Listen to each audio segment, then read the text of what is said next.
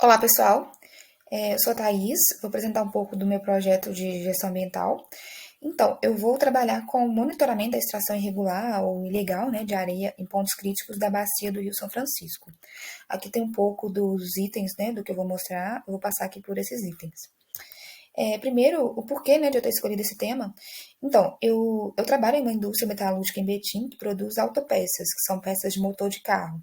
Eu fico no setor de segurança e controle ambiental, a minha atividade é mais voltada à aplicação de treinamentos mesmo, né? Treinamentos introdutórios. Então, lá na empresa, a produção conta basicamente aí com dois insumos principais, que são o alumínio e a areia, que serve de molde para formar as peças. A areia ela é misturada com alguns produtos químicos que fazem ela ficar firme para servir de molde. E aí, no caso, depois que a peça é formada, né, a areia passa por um processo muito interessante, que é o processo de regeneração. A empresa até tem um setor específico de regeneração de areia também. Então, depois que a areia preta, né, com resina, com os produtos químicos, ela fica preta, depois que ela passa por esse processo de regeneração, ela volta para a produção e vai para o início do ciclo. Então, o processo é bastante eficiente, mas a gente ainda não consegue regenerar uma quantidade de areia que impeça aí a compra da areia nova, né?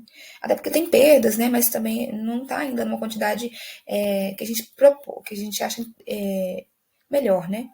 Então, com isso, acabei pensando aí nos usos gerais da areia, né, na importância desse material, que acaba sendo muito fácil, né, de extrair. Então, qualquer pessoa, até mesmo sem conhecimento, aí, principalmente sem conhecimento da areia, nos ambientes onde ela é retirada, da importância, ela pode acabar fazendo uma extração irregular, né, que pode prejudicar muito as áreas da extração. Então, a areia é formada basicamente aí de rochas degradadas e minerais, principalmente quartzo. Então, a composição, tanto a composição quanto o aspecto dependem diretamente da rocha que levou à formação dessa areia e também depende das alterações ambientais, que inclui aí a história sedimentar relacionada a contextos tanto geológicos quanto climáticos. Então, os tipos de areia são classificados, são divididos aí de acordo com as dimensões das partículas, né, dos grânulos de areia e de suas porcentagens de ocorrência. Então, aqui só alguns dos usos da areia, né? Ela é muito utilizada na construção civil, para formação de concreto, né? Tanto também para da tração no asfalto, tijolos, né? Acabamentos geral, texturizados. Também produtos. A gente sabe que vidro, né? Utiliza-se de areia para fazer vidro, pesos de academia, moldes no geral, como eu já citei aqui, filtros de água, né? Até mesmo em celulares, né? São encontradas a areia, e isso é muito legal. É encontrada areia, né?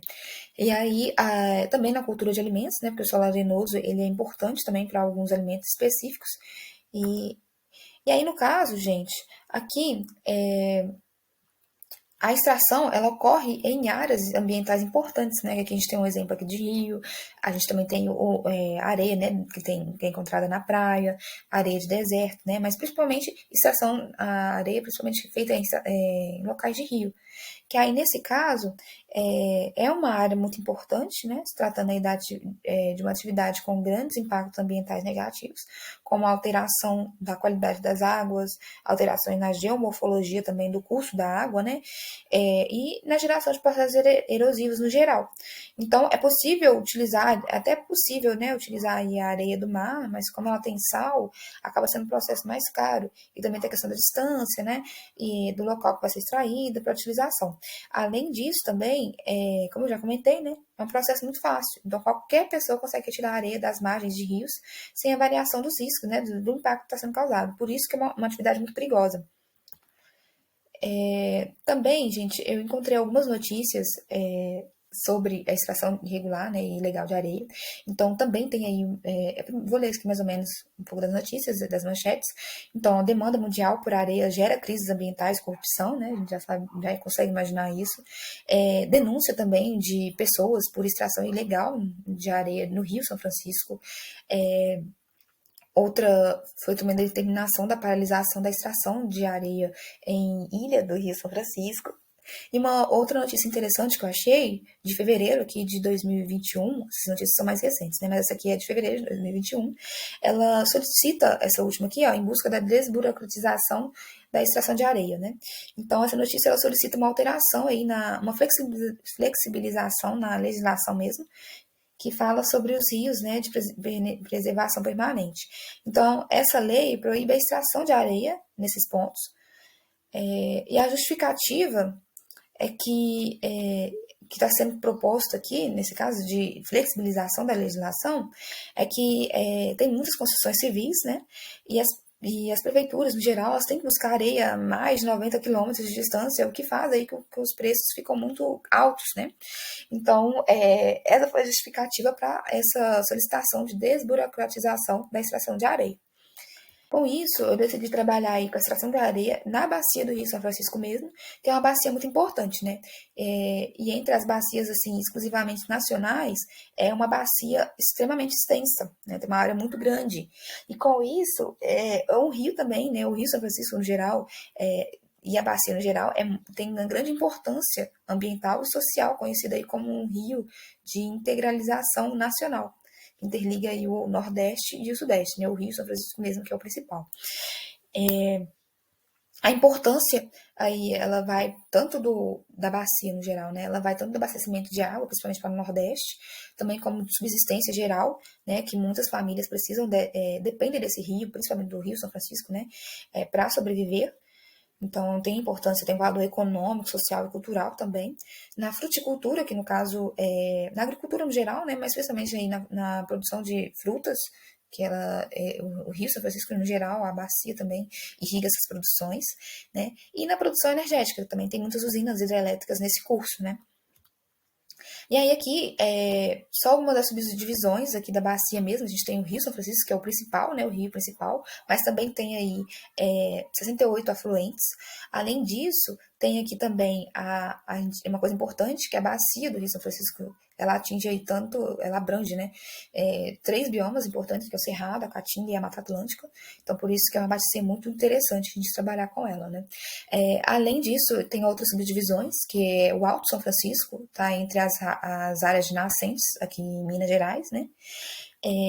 Cerca de 16% da bacia, e aí é importante para essa região metropolitana de Belo Horizonte, né, Ouro Preto e Divinópolis. Também temos outras divisões, né? Médio São Francisco, que tem o trecho navegável, 63% da bacia. O submédio São Francisco, que tem aí os estados de Pernambuco e Bahia, 17% da bacia. E aí tem o Baixo São Francisco também, que tem uma área aí de Alagoas e Sergipe, 4% da bacia, que é onde deságua, né, no mar mesmo, a foz, né, do rio. Então aqui, gente, a proposta do meu projeto é identificar, né, vou identificar aqui primeiro as áreas de maior risco dentro da bacia, então, dentro das áreas que eu falei aqui, identificar as principais áreas de risco. Eu acredito que o Alto São Francisco, por ser a região de nascente, eu acredito que vai ser interessante trabalhar com essa área, mas eu vou fazer uma pesquisa também para ver qual seria mais interessante, né? Dependendo aí do estado crítico também. Levantamento da legislação, né? E também da aplicabilidade da mesma, né? Porque como a gente viu, tem essa solicitação para flexibilização da legislação, mas a gente tem que ver quais fatores, né, que estão levando a essa solicitação de flexibilização, e se isso também é realmente aplicável, né. Levantamento aí de fatores principais, né, como da extração, então por que é feito, não somente por parte das empresas, mas também pelas pessoas, né.